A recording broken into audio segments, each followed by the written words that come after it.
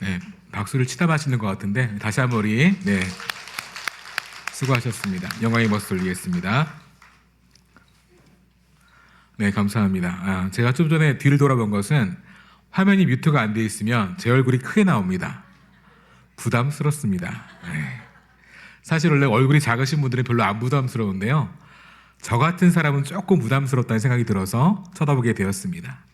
자, 우리 옆에 있는 분들 보시면서 서로 인사하도록 하겠습니다. 잘 오셨습니다. 환영합니다. 서로 인사하겠습니다. 네, 감사합니다. 네, 요즘에는 권투 연기가 인기가 없는데요. 1990년대 초만 해도요, 우리나라 가장 인기 있는 스포츠 중에 하나가 바로 권투라는 경기였습니다. 장정구, 홍수환, 유명우 같은 세계 챔피언 선수들도 많이 있었고요. 주말이면 TV에서 늘 권투 경기를 생중계했던 기억이 납니다. 자, 그런데 권투 용어 중에서 혹시 유리텅이란 말을 아십니까? 이 말은 맷집이 약하기 때문에 권투 경기에서 자주 KO패 당하는 선수를 비꼬아서 만든 용어입니다. 즉, 그 선수의 어디가요?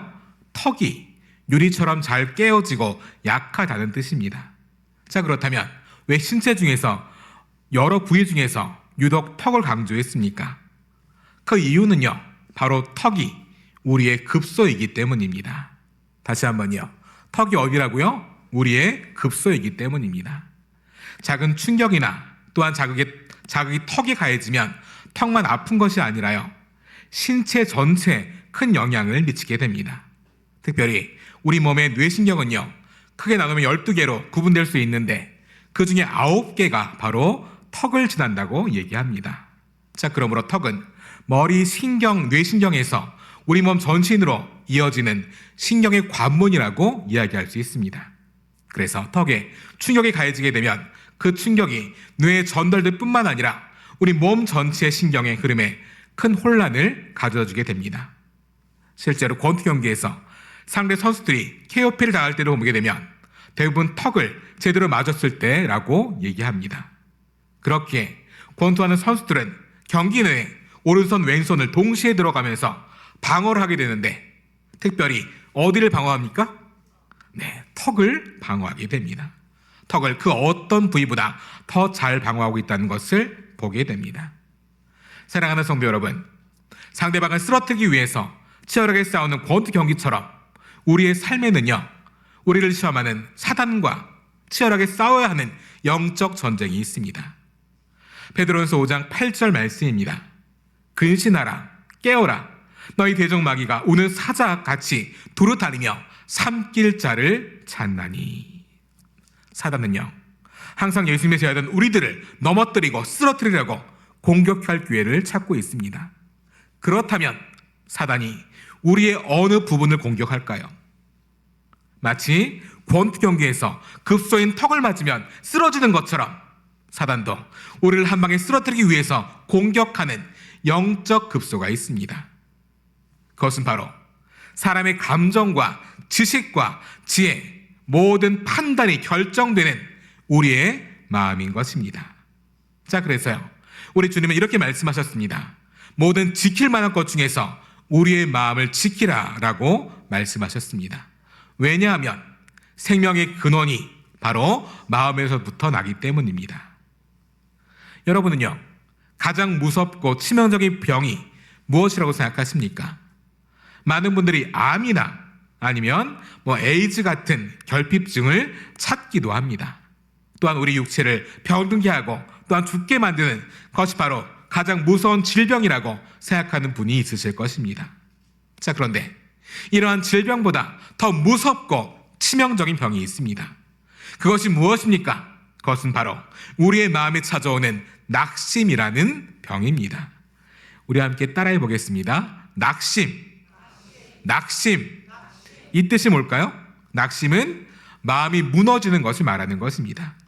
이 낙심을 정의하면 어떤 일로 인해서 마음이 절벽에서 떨어지듯이 완전히 떨어져서 모든 기운을 잃어버린 상태를 말하는 것입니다.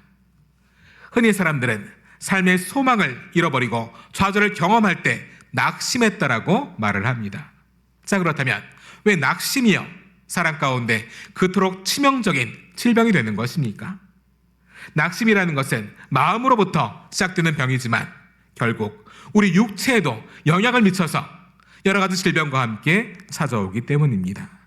자, 그래서 마음에서 시작한 병은 우리의 육신과 영혼까지 모두 병들게 만들게 됩니다. 오늘의 본문인 과부와 재판장의 비유 역시 이러한 마음의 문제를 말씀하고 있습니다. 자, 그런데 우리가 본문을 통해 먼저 중요하게 생각해 보아야 할 것이 있습니다. 그것은 무엇입니까? 바로 주님이 어떤 상황 가운데 이 말씀을 하셨다는 것입니다. 특별히 오늘 본문 앞인 누가복음 17장을 보시게 되면 예수님께서 제 아들 가운데 하나님 나라에 대해서 가르쳐 주고 계십니다. 그것은 바로 이미 이루어진 하나님의 나라와 앞으로 이루어질 하나님 나라에 대해서 설명하고 계십니다. 첫 번째 언급된 하나님 나라는요, 이미 우리 마음 안에 이루어진 하나님 나라를 말하는 것입니다. 바로 우리가 예수님을 나의 주님으로 고백하고 영접함으로 이루어지는 내 마음의 하나님 나라입니다. 그렇게 우리는 우리 안에 하나님 나라를 확장시켜서 우리가 사는 곳, 일하는 곳에 하나님의 나라가 임하시도록 해야 하는 것입니다. 자, 그러면 두 번째 언급하고 있는 앞으로 이루어질 하나님 나라는 무엇을 말하는 것입니까? 그것은요, 실제로 임하게 되는 바로 하나님 나라를 말하는 것입니다. 바로 예수님께서 이 땅에 이 세상을 심판하실 때 직접 임하시게 되는 바로 하나님 나라입니다. 그러므로 우리 그리스도인들은 날마다 예수님을 마음으로 영접함으로 내 마음에 하나님의 나라가 임하시게 하고 그와 함께 장차 하나님 나라 심판주로 오시는 마라나타 예수님을 기다리며 살아가야 하는 것입니다. 자, 그런데 그 기다리는 삶, 믿음의 삶을 살기 위해서 반드시 우리가 지켜야 할 것이 있습니다. 그것이 바로 우리의 마음인 것입니다. 예수님께서 제 아들 가운데 내가 다시 너희 가운데 올 때까지 너희 마음을 잘 지켜야 한다, 낙심하지 말아야 한다 라는 교훈을 주시기 위해서 이 과부와 재판장의 비유를 말씀해 주신 것입니다. 자, 그렇다면 우리 예수님께서 이 과부와 재판장의 비유를 통해서 우리 가운데 가르쳐 주시는 구체적인 영적 교훈은 무엇입니까? 첫 번째입니다. 우리 함께 따라해 보겠습니다. 아무리 절망적인 상황일지라도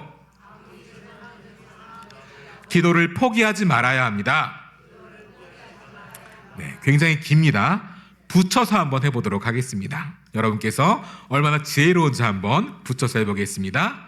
아무리 절망적인 상황일지라도 기도를 포기하지 말아야 합니다. 여러분이 하시는 겁니다. 이제 제가 하고 나서 다시 한번요. 아무리 절망적인 상황일지라도 기도를 포기하지 말아야 합니다. 시작. 기도를 포기하지 말아야 합니다. 아멘. 우리 함께 누가복음 18장 1절 말씀 같이 읽도록 하겠습니다. 누가복음 18장 1절 말씀 함께 읽겠습니다. 시작. 예수께서 그들에게 항상 기도하고 낙심하지 말아야 할 것을 비유로 말씀하여. 아멘. 우리가 1절 말씀을 보시게 되면 예수님께서 낙심하지 말아야 할 것을 비유로 말씀하여 라고 하면서 과부와 재판장의 비유를 시작하는 것을 볼 수 있습니다. 자, 그런데 낙심하지 말라는 말 앞에 주어진 예수님의 또 다른 명령이 있습니다. 그게 무엇입니까? 그 명령이 뭘까요? 예수께서 그들에게 뭐하죠? 항상 기도하고 라는 명령이 있는 것을 보게 됩니다. 낙심하지 말아야 할 것을 그 전에 바로 항상 기도하고라는 명령이 들어가 있다는 것입니다. 그렇다면 항상 기도하는 것과 또한 낙심하지 않는 것은 원인과 결과처럼 작용과 반작용처럼요 함께 연결되어 있다는 것입니다. 다시 정리해보면 예수님은 우리가 낙심하지 않기 위해서는 항상 기도해야 한다는 것을 분명하게 말씀하신 것입니다. 또한 기도하는 사람은요 어떤 상황이든지 낙심하지 않을 수 있다는 뜻도 되는 것입니다. 다시 한번요. 우리가 낙심하지 않기 위해서 항상 뭐 해야 한다고요? 기도해야 한다는 것이고, 또 다른 뜻은 기도하는 사람은 어떤 상황이도 낙심하지 않을 수 있다라는 뜻도 되는 것입니다. 예수님께서 비유로 말씀하신 과부의 상황은 누가 보아도요 아주 절망적인 상황이었습니다. 요즘에도 경제권이 없는 과부들은 참 어렵고 힘든 삶을 살아갑니다. 자, 그런데 지금으로부터 2000년 전에 예수님 시대의 과부는요, 경제적인 것뿐만 아니라 사회적으로나 법적으로 아무런 보호를 받지 못했습니다. 그녀가 아무리 억울하고 어려운 일을 당해도 법적으로 아무런 보호도 받을 수 없었던 것입니다. 남편을 먼저 보내고 자녀들을 혼자 키우면서 그들에게 밀려오는 수많은 인생의 어려운 짐을 지고 살아가는 것도 힘든데, 누가 그들을 도와주지 않으면 아무리 법적 보호도 받지 못하며 다른 사람들에 의해서 철저히 외면당하고 무시당하며 빼앗기는 삶을 살아갈 수밖에 없었던 것입니다. 자, 그래서 과부가 의지할 곳은요, 자기의 상황을 해결해 줄 수 있는 재판장밖에 없었습니다. 만약 그마저 그녀를 외면한다면 그녀는 자신의 억울함을 풀 수도 없고 더 이상 어떻게 해볼 수도 없는 상황이었던 것입니다. 다시 말하면요, 과부의 유일한 소망이 바로 재판장이었던 것입니다. 자, 그런데 예수님 말씀하신 이 재판장은요, 하나님을 두려워하는 정직하고 바른 재판장이 아니었습니다. 자, 그렇다면 그녀의 사정을 제대로 알아서 그녀의 억울함을 아마 도와주었을 것입니다. 그런데 그는요, 그런 사람이 아니었습니다. 누가복음 18장 2절 말씀 우리 같이 읽도록 하겠습니다. 우리 함께 읽겠습니다. 이르시되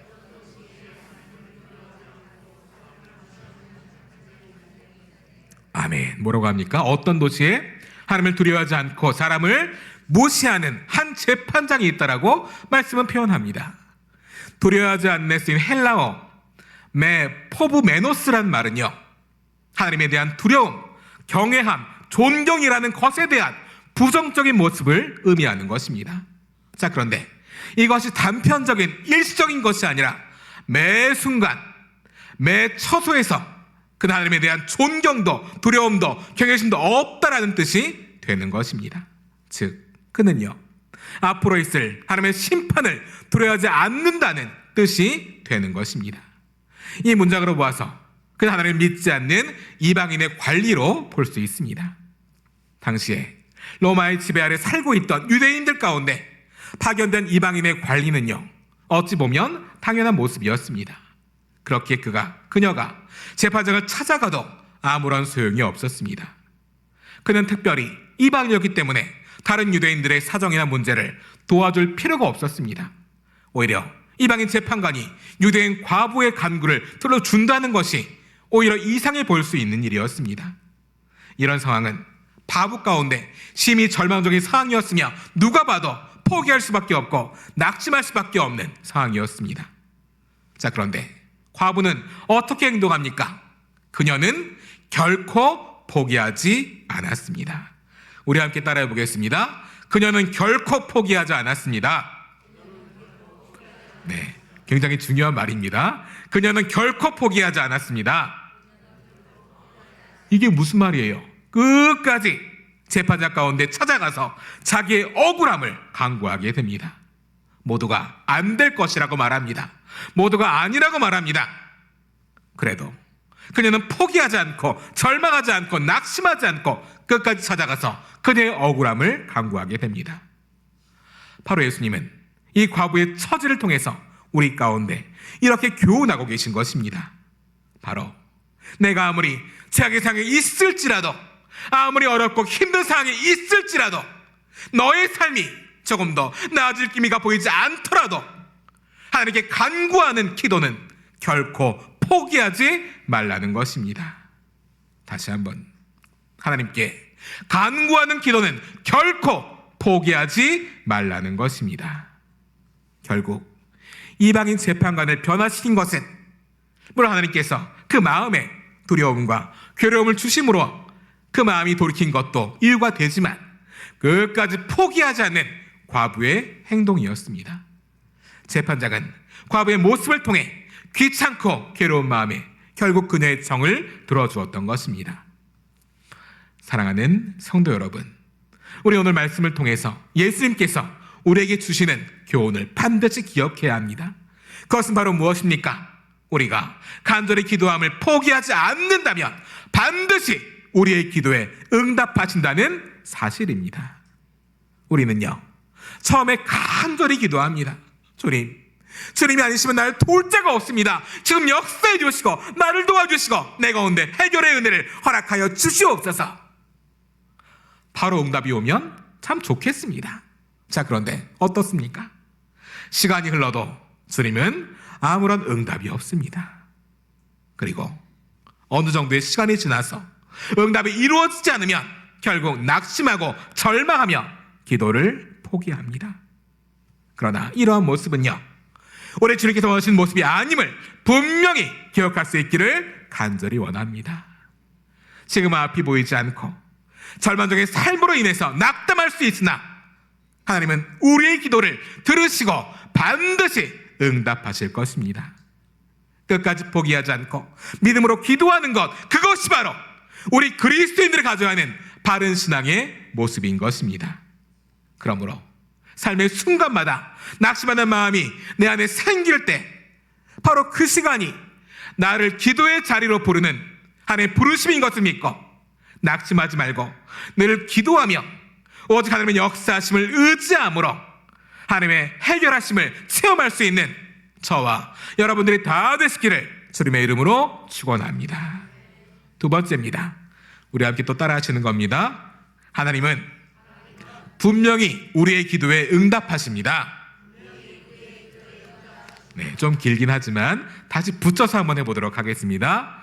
하나님은 분명히 우리의 기도에 응답하십니다. 아멘.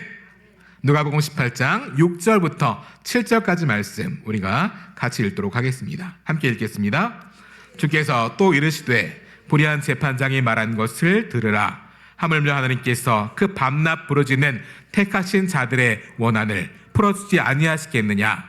그들에게 오래 참으시겠느냐? 아멘. 예수님께서 비유로 설명하신 과부의 자상한 사정은 성경에 기록되지 않아서 우리가 자세히 알 수 없습니다.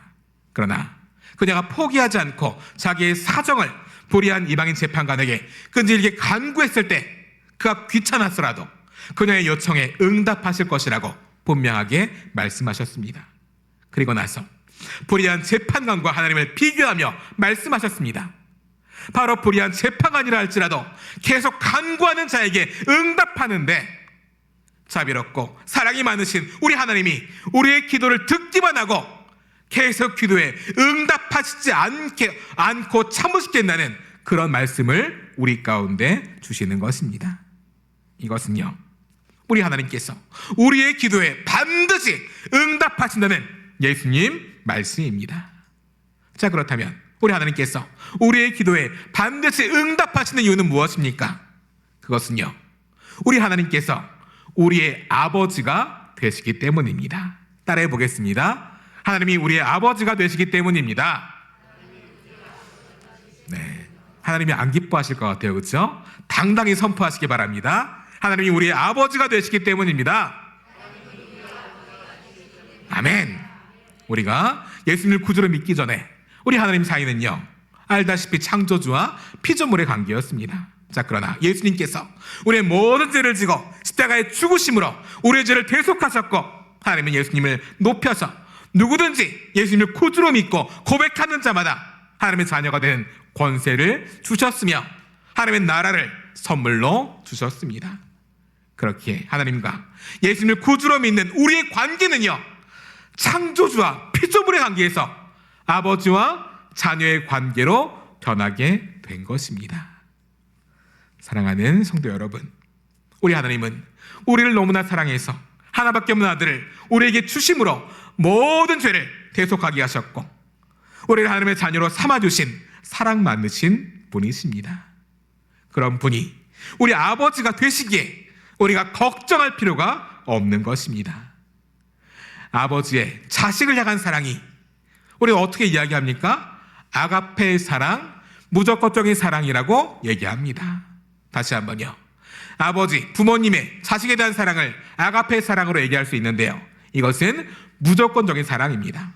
자, 그런데 우리에게 베풀어 주신 하나님의 사랑이 바로 이 아가페 사랑, 무조건적인 사랑이라는 것입니다. 이렇게 우리를 사랑하신 하나님이 우리의 기도를 외면하지 않으신다는 것이 바로 예수님 말씀입니다. 로마서 8장 32절 말씀입니다. 자기 아들을 아끼지 아니하시고 우리 모든 사람을 위하여 내주신 이가 어찌 그 아들과 함께 모든 것을 우리에게 주시지 아니하시겠느냐. 아멘. 그러므로 우리들은요, 기도할 때 하나님께서 반드시 우리의 기도에 응답해 주실 것을 분명하게 믿어야 합니다. 그리고 당장에 응답되지 않더라도 포기하지 말고 인내하며 기다릴 수 있는 우리의 삶이 되어야 합니다. 말씀을 정리합니다. 우리를 실망하게 하고 좌절하게 하는 삶의 문제들이 항상 우리를 찾아오게 됩니다. 그럴 때마다 우리가 해야 하는 것은 우리의 마음을 잘 다스리고 실망하지 말아야 합니다. 우리의 마음은요, 질병보다 더 심한 육체적, 영적 타격을 받을 수 있기 때문입니다.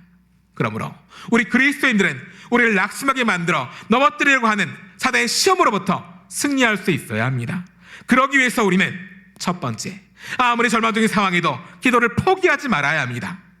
예수님은 기도가 낙심할 것을 교훈으로 말씀하셨는데, 이것은 항상 기도하는 것과 낙심하지 않는 것은 함께 연결되어 있습니다. 예수님은 우리가 낙심하지 않기 위해서는 항상 기도해야 한다고 말씀하셨고, 또한 기도하는 사람은 어떤 상황에도 낙심하지 않을 수 있다라고 분명하게 말씀하셨습니다. 그러므로 낙심하지 말고 늘 기도하며 오직 하나님의 역사하심을 의지함으로 하나님의 해결하심을 체험하는 은혜의 삶을 살아갈 수 있어야 합니다. 두 번째로, 우리 하나님은요, 분명히 우리의 기도에 응답하십니다. 하나님께서 우리의 기도에 응답하시는 것은 우리의 아버지가 되시기 때문입니다. 부모가 자녀를 사랑하듯 우리 하나님은 우리를 사랑하시고 아낌없는 은혜를 베풀어 주십니다. 오늘 말씀처럼 우리를 저절하게 만드는 상황이 올지라도 우리의 기도에 응답하시는 우리 하나님을 신뢰하며 믿음으로써 모든 문제를 해결해 가시는 하나님의 은혜를, 역사하심을 체험하는 저와 여러분들이 다 되시기를 주님의 이름으로 축원합니다.